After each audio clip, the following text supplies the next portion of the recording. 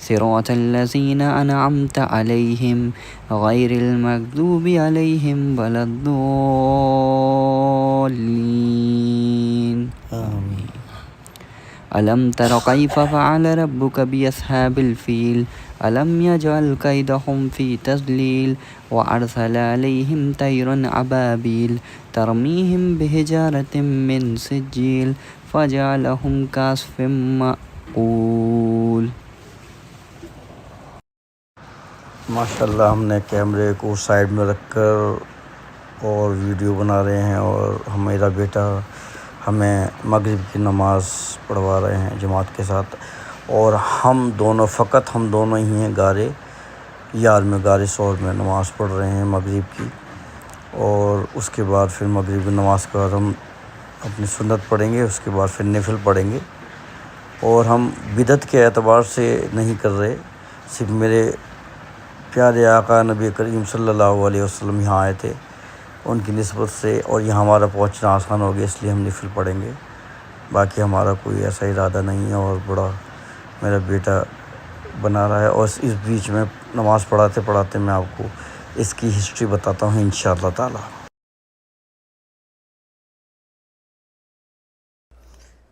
السلام علیکم ورحمۃ اللہ وبرکاتہ. حضرت میرے پیارے دوستوں میں بچوں، ایکچولی اللہ نے مجھے موقع دیا یہاں آنے کا، خانہ کعبہ آنے کا، عمرے کے لیے اللہ نے مجھے قبول عطا فرمایا. آپ لوگوں کی دعائیں اور اللہ کا حکم سے میں یہاں آ پایا ہوں، اور یہاں پر آپ کے لیے ایکسپلور کر رہا ہوں. تو آج میرا جانا ہوا غار سور یعنی جبل سور، جو مدینہ سے غالباً اب تو خیر 14 کلومیٹر دور ہے، اور صحیح دیکھیں تو 10 کلومیٹر دور ہے. اور وہ پہاڑی کی جو اونچائی ہے وہ بہت ہی زیادہ ہے، یعنی 5226 فیٹ غالباً اتنی ان کی اونچائی ہے. تو وہاں میرا جانا ہوا، اور بڑی کھڑی چڑھائی ہے.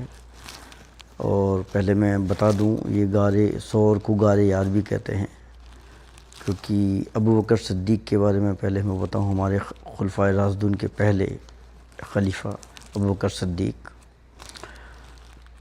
جن کا گھر ہم دیکھیں کہ میں نے تحقیقات کی اور معلوم کرا کہ کبوتر مارکیٹ ہے مکے کے ٹاور کے پیچھے، اس طرف ان کا گھر تھا. تو the month of the September, گرمی کا دن تھا، 27 سب، اور معلوم کیا کہ 642 عیسوی ہجری،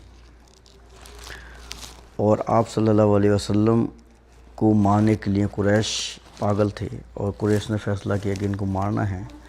تو آپ صلی اللہ علیہ وسلم حضرت علی کو اپنے جگہ سلا کر اور رات کو نکل گئے ابوبکر صدیق کو لے کر کے، چلیے ہم یہاں سے عزت کرتے ہیں. چلے گئے. رات بھر علی کو وہ پہرا دیتے رہے.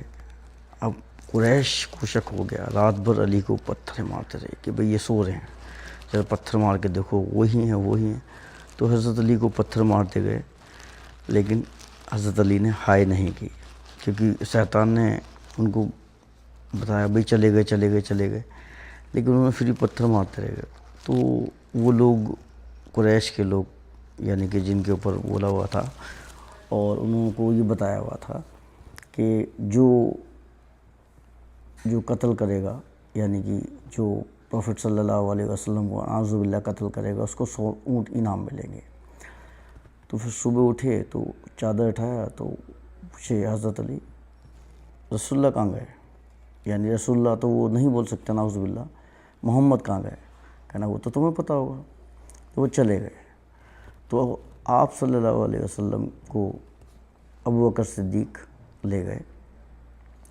جانا تو مغرب کی طرف تھا، لیکن جان پوچھ کے انہوں نے اپنا ایک جگہ بدلی اور یہ شمال کی طرف گئے، کیونکہ ابوبکر صدیق کو ایک غار معلوم تھی، ٹھیک ہے جی، مکہ کی. تو وہاں گئے. تو آپ صلی اللہ علیہ وسلم پنجوں کے بل چل کے وہاں گئے.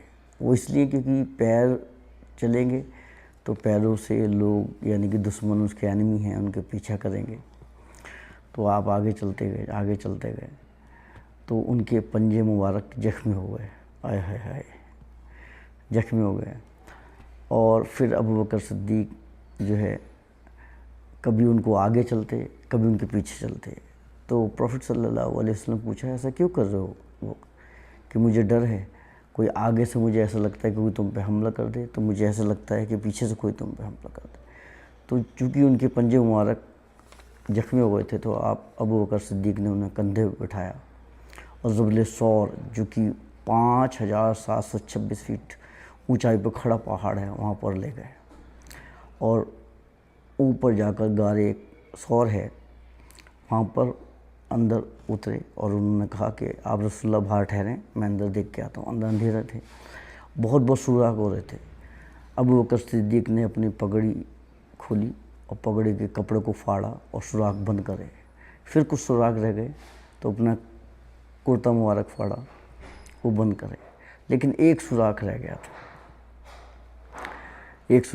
تھا، چونکہ اس سوراخ میں ایک سانپ تھا۔ جی ہاں، سانپ کی فطرت تو ویسے دھسنا ہوتی ہے، لیکن کیونکہ سانپ کو راستہ چاہیے تھا، چونکہ وہ دیدار نبوت کے لیے تیار تھا، تو آپ صلی اللہ علیہ وسلم اندر آئے، تھوڑی روشنی ہوئی، اے ابو بکر تمہاری پگڑی اور کرتا کہاں گیا؟